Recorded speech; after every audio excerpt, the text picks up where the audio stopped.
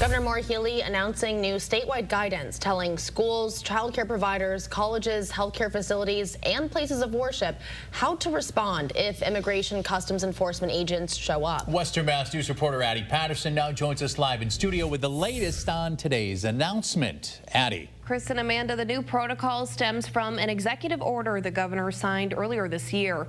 It limits how ICE can operate in state-run spaces, including civil arrests in non-public areas, and prohibits using state property as a staging area for immigration enforcement. This new guidance outlines clear steps child care providers, K-12 schools, public and private colleges and universities, healthcare facilities, and places of worship can take if federal immigration officers arrive on site.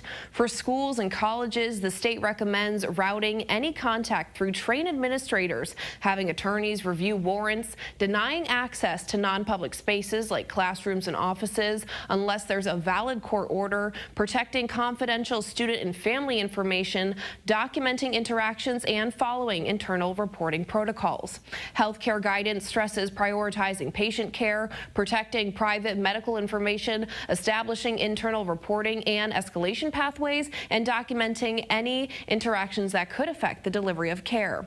And for places of worship, the state advises designating a point person, clearly marking public versus restricted areas, documenting encounters, and offering Know Your Rights training.